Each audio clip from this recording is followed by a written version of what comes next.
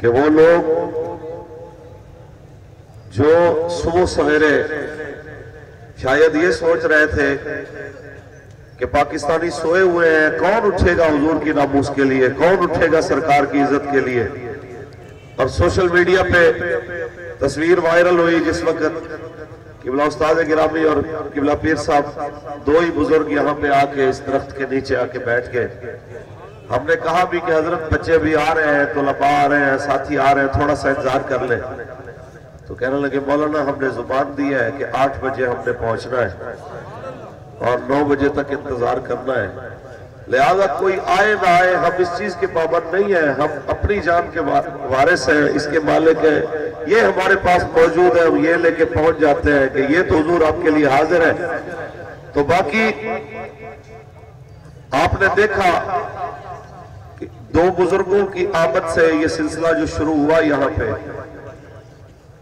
آپ یہاں ہزاروں غلامان نبی موجود ہیں، اور یہ اس چیز کی غمازی ہے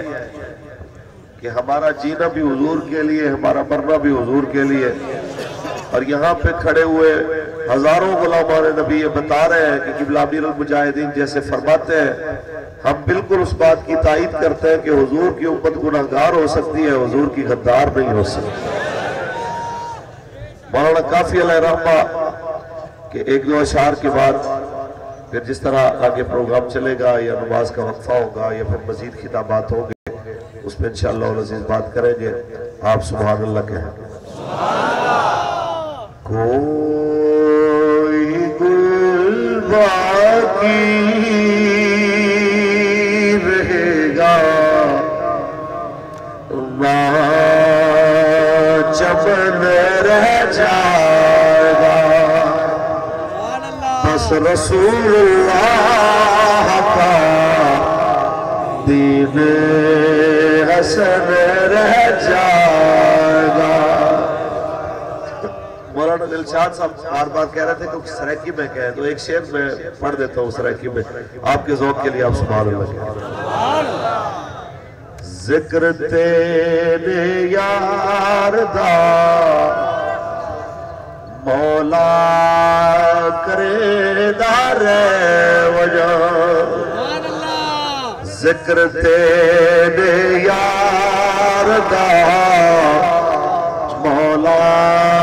کرے دار وجہ، ذکر تیرے یار دا مولا کرے دار وجہ، تو بھی راضی میں بھی اپنا چھرے دار وجہ۔ دل نو سرکی دے اندر ہاں کہہ دے، تو بھی راضی میں بھی اپنا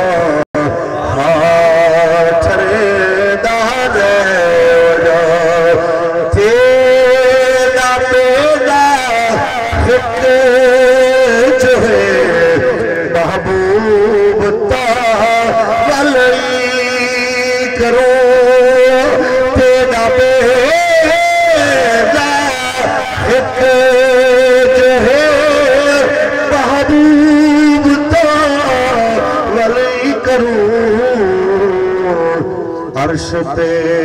تو نہ گھنے پہ اتھے